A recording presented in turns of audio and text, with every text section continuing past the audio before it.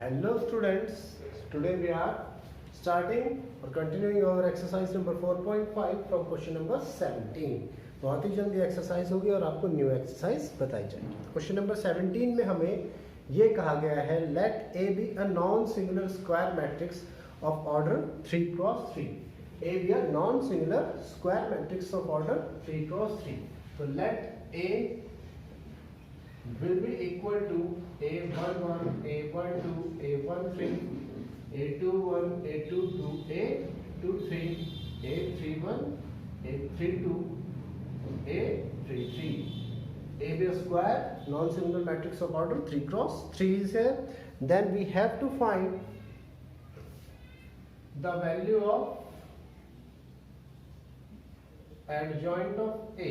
We have to find the value of adjoint of A, determinate its absolute value we are going to find it. Okay, तो ये find करने के लिए सबसे पहले हम करते हैं लेट A इक्वल्स टू, हमारे पास में हमने A ये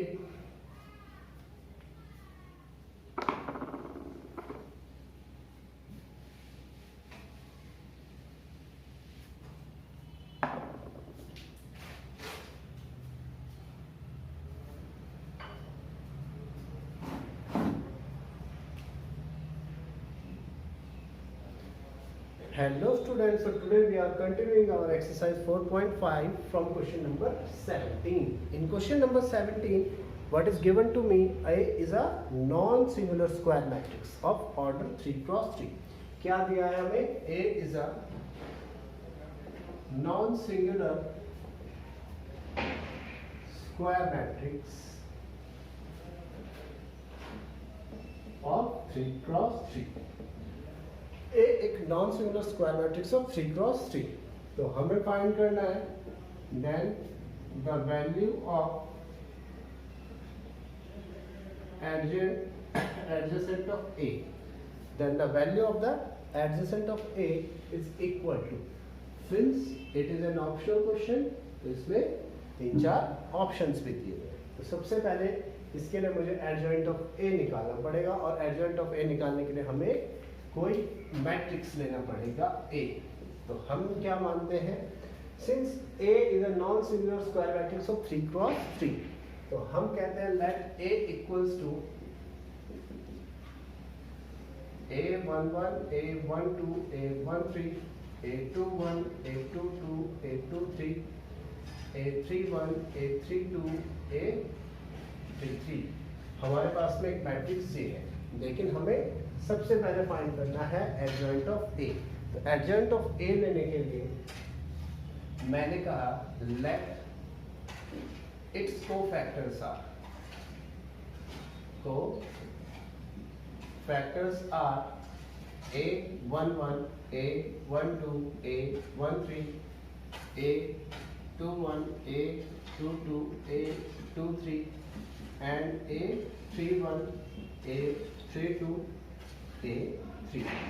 इसके कोफैक्टर्स हैं A11, A12, A13, A21, A22, A23, A31, A32, A33।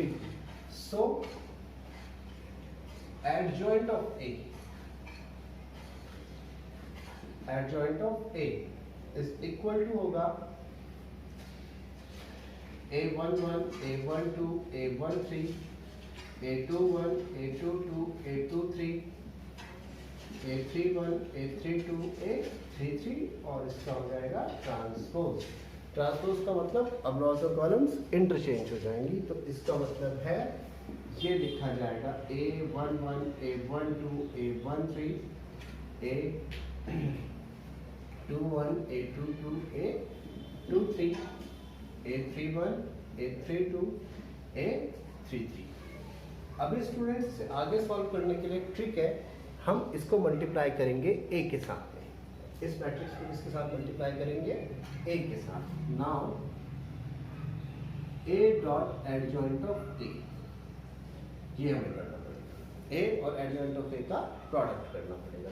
A dot adjoint of A, matrix A हमारे पास है A11, A12, A13, A21, A22, A23, A31, A32, A33 multiplied to A11, A21, A31, A21, A22, A32, A11, यहाँ पर मैंने गलत लिख दिया, यहाँ पर A12 आएगा, A23, A33। जब मैं इसका मल्टीप्लिकेशन करता हूं तो देखिए क्या होगा। ध्यान से देखिएगा, इन दो मैट्रिसेस के आपस में मल्टीप्लिकेशन। सबसे पहला जो मल्टीप्लिकेशन है वो है A11 into cofactors of A11, A12 into cofactors of A12, A13 into plus A13 into cofactors of A13, फिर A11 dot A21, A12 dot A22, A13 dot A23। इसी से next A11, A31, A12, A32, A13, A33। Sorry, यहाँ पर capital small. इसी तरह से second वाला matrix भी हम मल्टीप्लिकेशन कर देते हैं। ये बनेगा A21, A11, A22, A12, A23, A13। Got my point? अब A21, A22, A23,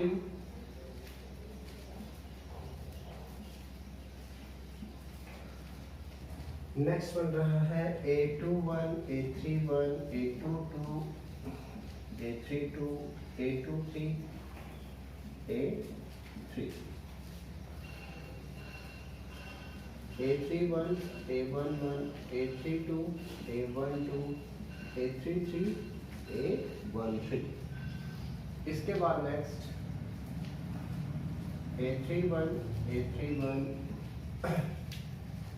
sorry A31, A21, A32, A22, A33, A23। इससे नेक्स्ट A31,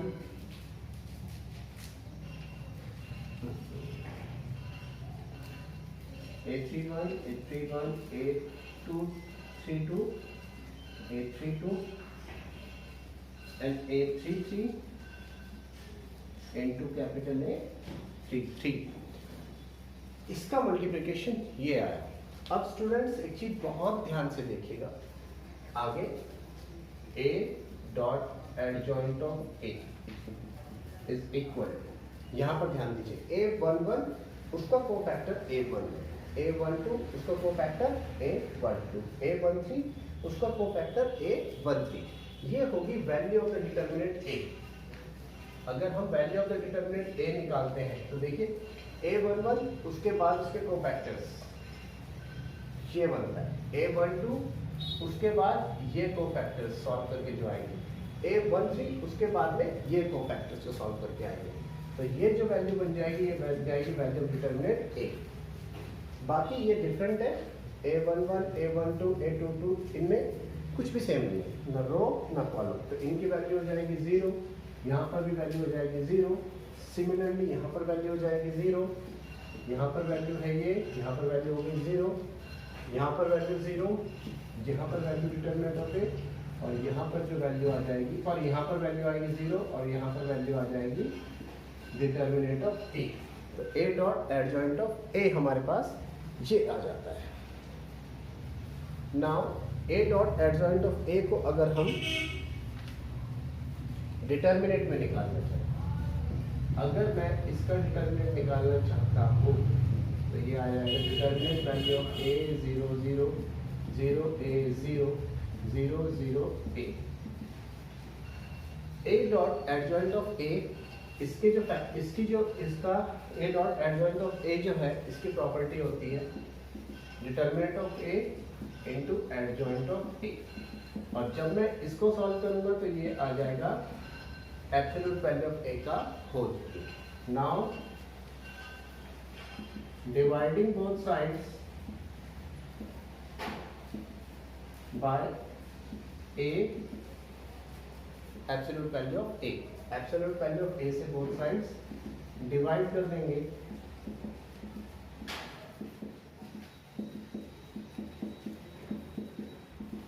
ये कैंसिल हो गया, तो देखिए हमारे पास जो वैल्यू आई वो आ जाएगी एब्सोल्यूट वैल्यू ऑफ ए का होल। ओके स्टूडेंट्स, अब हम मूव करते हैं क्वेश्चन नंबर 8 की तरफ, क्वेश्चन नंबर 18 की तरफ।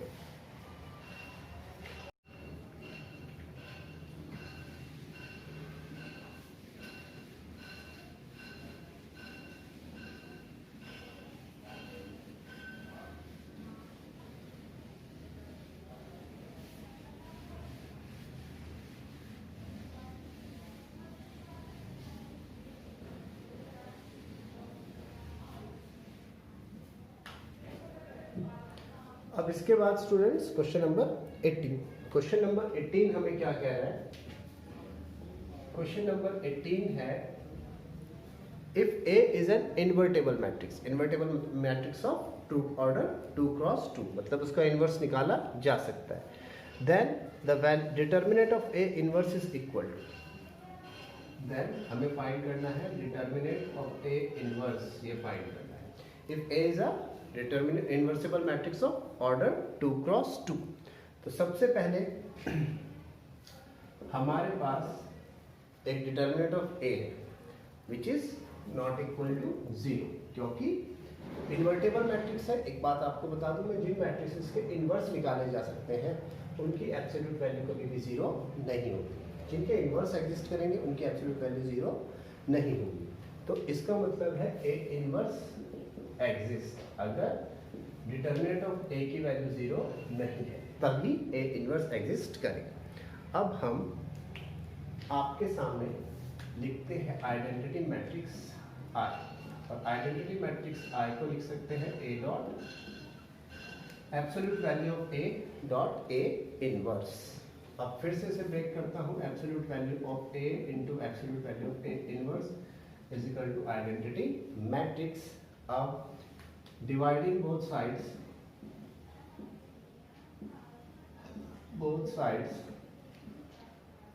by a, dividing both sides by a, तो जब हम both sides a से डिवाइड करेंगे तो हमारे पास आ जाएगा absolute value of a into A inverse upon a is equal to I upon absolute value of a।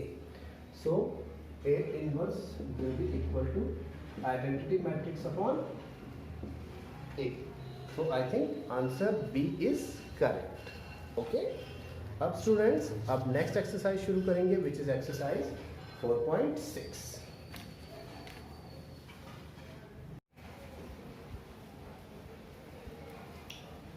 So hello students, now we are continuing our next exercise which is exercise number 4.6.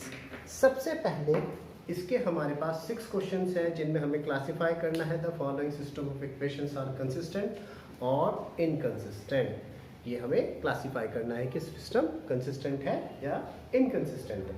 तो सबसे पहले देखिए question number 1। Question number 1 हमें कह रहा है x plus 2y is equal to 2 and 2x plus 3y is equal to 3। सबसे पहले मैं इसको मैट्रिक्स फॉर्म में, तो राइटिंग देम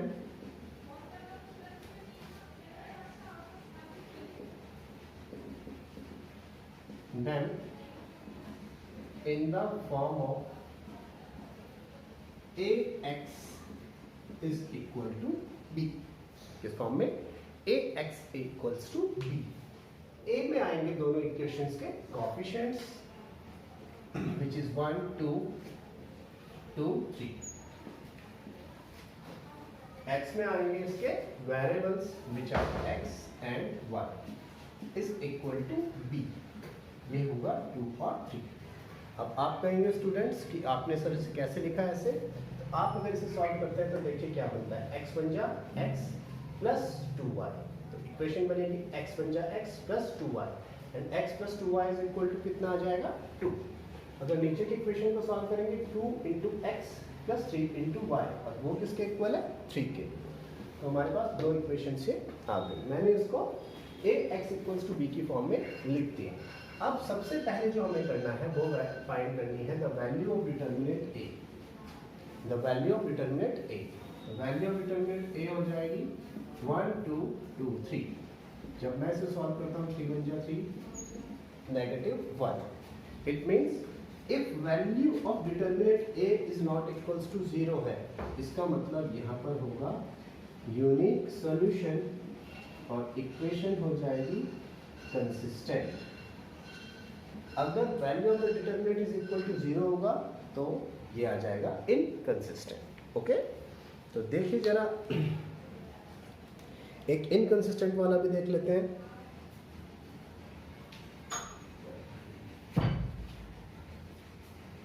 इनकंसिस्टेंट के लिए आपको हम क्वेश्चन नंबर 4 कराते हैं। क्वेश्चन नंबर 4 चेक कीजिए।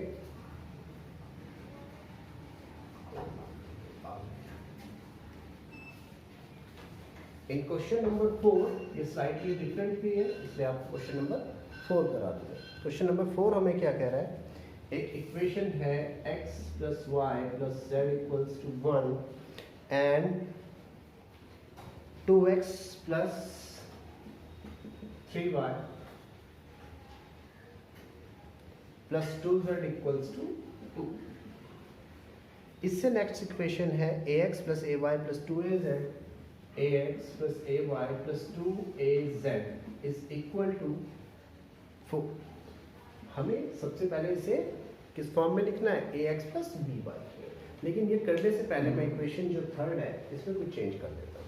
आप देखिए यहाँ पर दो वेरिएबल्स है a और x, ऐसा कहीं पर दिया नहीं है कि a कोई कांस्टेंट है, a और y, a और z। तो सबसे पहले मैं इक्वेशन इसको नंबर 1 डालता हूँ, यहाँ से a कॉमन ले लेता हूँ, तो x plus Y plus 2z equals to 4 बन जाएगा, और ये इक्वेशन बन जाएगी x plus Y plus 2z equals to 4 upon a, 4 के अपॉन में a आ गया। अब मैं अगेन इन इक्वेशंस को लेवलिंग कर देता हूँ। ये इक्वेशन फर्स्ट बना, ये इक्वेशन सेकंड बना, ये इक्वेशन थर्ड बना। नाउ एक्सप्रेसिंग देम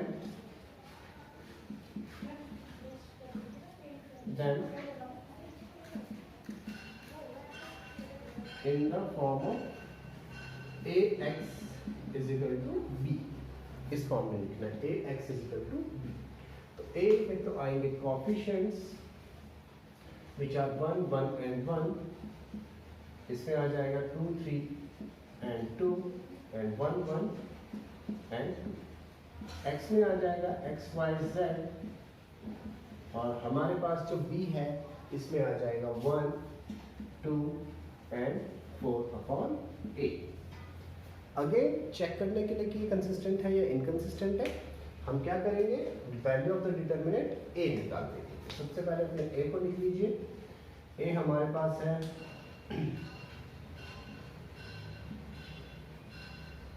ये डिटर्मिनेंट ऑफ a लिख लीजिए। डिटर्मिनेंट ऑफ a हमारे पास है 1 2 1 1 3 1 1 2 1। डिटर्मिनेंट आपको 1 2 2, डिटर्मिनेंट आपको सॉल्व करना काफ़ी टाइम से सिखा रखा है, तो यहाँ पर भी आपको सॉल्व करा देते हैं। वैसे ही इसकी वैल्यू 0 नहीं आएगी, ठीक है।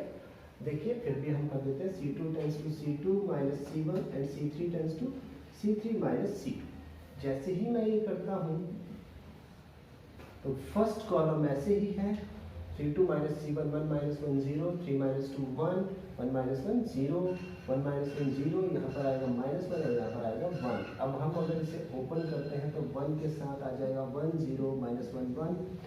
बाकी दोनों टर्म्स 0 हैं तो उनको मैं नहीं लिख रहा हूँ। जब हम सॉल्व करेंगे इसको तो 1 इंटू 1 कितना आ जाएगा 1। तो value of determinant a is equal to 1। Again when you determine a is not equals to 0, unique solution,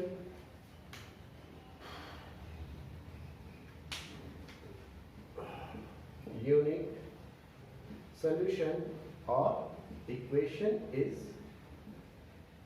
continuous. Equation क्या हो जाएगी? कंटिन्यूस इक्वेशन हो जाएगी।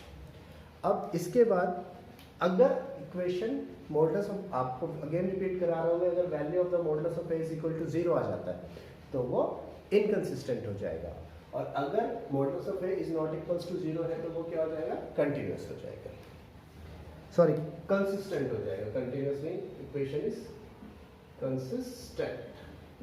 ओके, सो नाउ ये तो थे इस टाइप के क्वेश्चंस। अब इसी से हम इन इक्वेशंस को सॉल्व करना सीखते हैं, ठीक है? इक्वेशंस कैसे सॉल्व होंगी वो भी देखिए।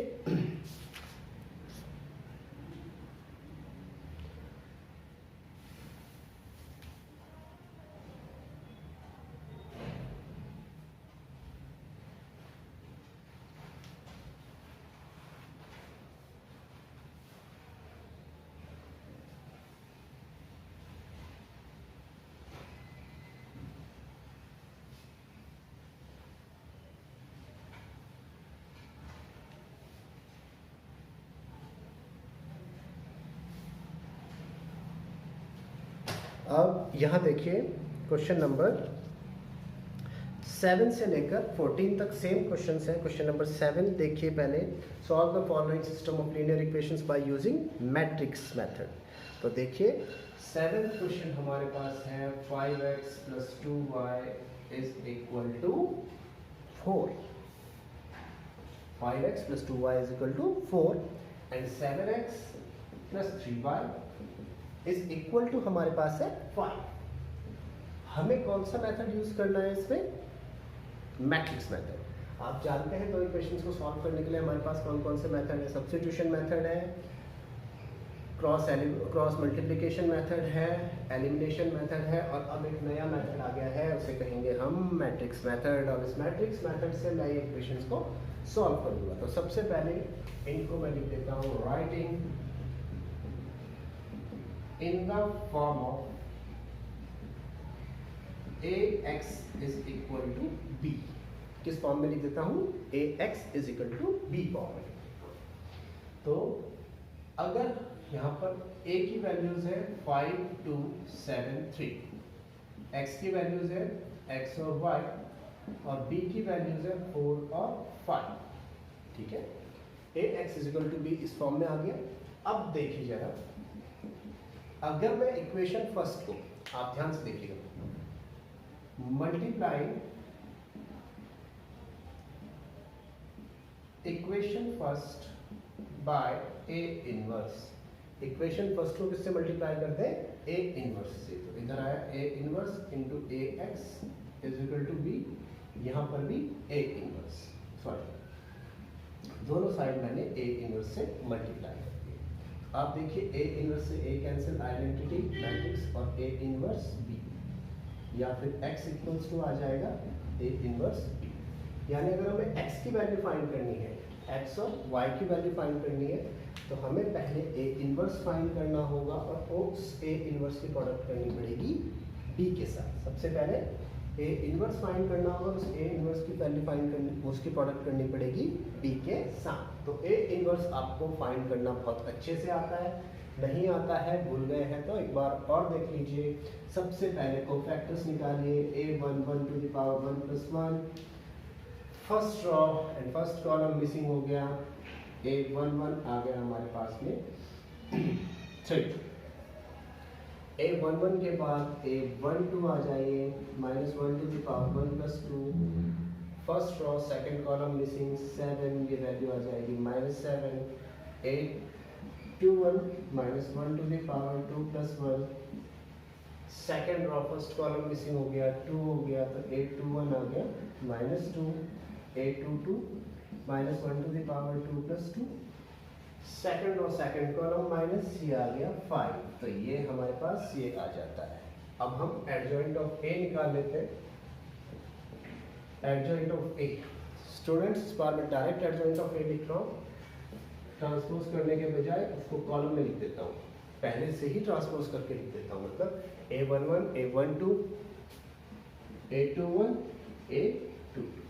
तो हमारे पास जो वैल्यू आई adjoint of A is equal to A113, यहाँ पर वैल्यू आएगी -7 -2 एंड 5। एडजॉइंट ऑफ A तो मेरे पास आ गया है। अभी एडजॉइंट ऑफ A के बाद हम निकालेंगे absolute value of the determinant. तो absolute value of the determinant निकालने के लिए 5 3 15 -7 2 14। तो एब्सोल्यूट वैल्यू ऑफ A आ गई 1। तो अब A inverse is equal to होता था 1 upon absolute value of A into adjoint of A। So A inverse equals to 1 upon absolute value of A है 1 into adjoint of A 3 -2 -7 and 5। तो A inverse हमारे पास आ गया 3 -2 -7 and 5। ये matrices है, sorry सभी साइन मैट्रिसेस। अब इस तरह से हमारे पास A इनवर्स आ गया। Now x is equal to A inverse B, so x is equal to A inverse, हमारे पास A inverse है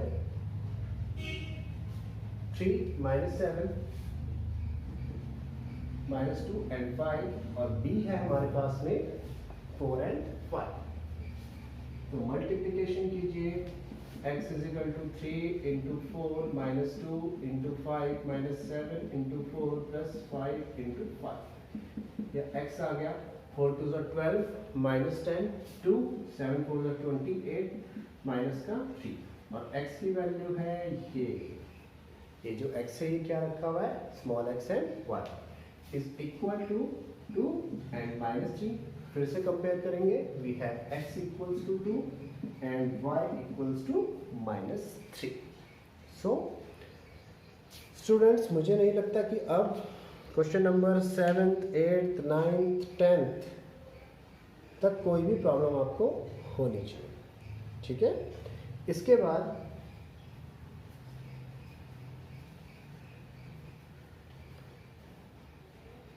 बाद हमारे पास 3x3 के मैट्रिसेस हैं, वो भी ऐसे ही सॉल्व हो सकते हैं, उनको फिर भी नेक्स्ट वीडियो में एक बार बता देंगे। ओके, आज के वीडियो के लिए इतना ही। Thank you.